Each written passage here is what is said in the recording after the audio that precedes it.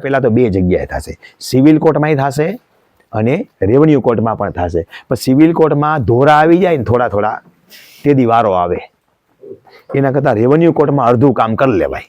એટલે તમારી વાંધા અરજીઓ હોય એના અનુસંધાને હોય તોય ભલે, લેન્ડ ગ્રેબિંગ કરી હોય એના અનુસંધાને હોય તોય ભલે, એ એક તબક્કો એવો માપણી લગતો જ્યારે આવે ત્યારે આપણે અધિકારીને કહેવાય, સાહેબ આમાં અમારી માંગ સુપર ઇમ્પોઝ બેસાડવાની છે ને કોર્ટ કમિશનરની માંગણી દ્વારા છે.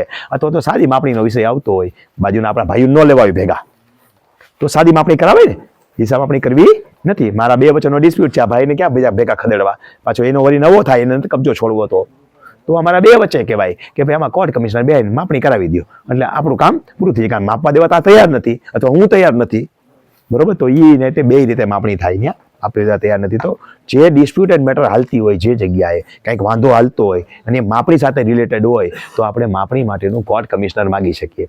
કોર્ટ કમિશનર માગશો એટલે હુકમ કરશે, હુકમ કરીને હાથવાત લઈ લેવાનો, હાથવાત લઈને ડીએલઆરમાં બજાઈ આવવાનું કે સાહેબ આ માપણી લાવો, એમટીઆર, એ માપણી એમટીઆર ઉપર થશે, ઓનલાઈન થશે નહીં. એટલે તમને સીટ પર હુકમ હશે એટલે કરી દે, કાલે આપણને ભર દે, કા બહાર કે ચાલે ફોર્મ, આ ફોર્મનો નંબર લઈને ભર દે, ત્યાં બોર્ડ મારેલા છે, ચીપકાવેલા છે, અને ફોટો પાડ લે, સમજાણું?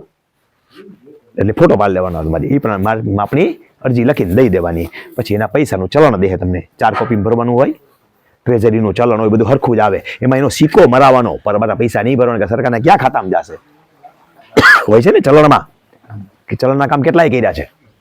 હા, બધાય ઘણાય બધાય ચલણમાં સિક્કો મારી દે તઈ થાય, એટલે એની પાસે સિક્કો મરાવી લો. હાથથી સરનામાં નહીં લખવાના, લખીએ ગાય બને તો લખવાના નહીં, ભૂલચૂક જાય એ સિક્કો મારી દે, ભાઈ આપણી ડિટેલ આપણે ભરી દેવાની. કોર્ટ કમિશનર લખવાનું અંદર, કોર્ટ કમિશનરના કામે ઉપયોગી એમ લખવાનું અંદર. સુપર ઇમ્પોઝ હોય તો કોર્ટ કમિશનર કામે સુપર ઇમ્પોઝ, એમાં આપણે મેન્શન કરી દેવાનું. નો મેન્શન કરો તો હાલે, પણ ડોક્યુમેન્ટ છે એટલે મેન્શન કરી દેવાય.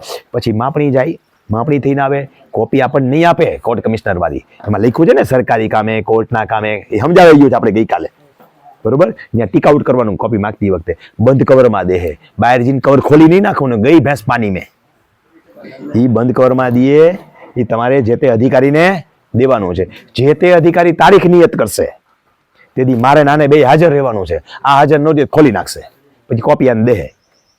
તો આ પ્રક્રિયા થઈ, સમજાણું આખું?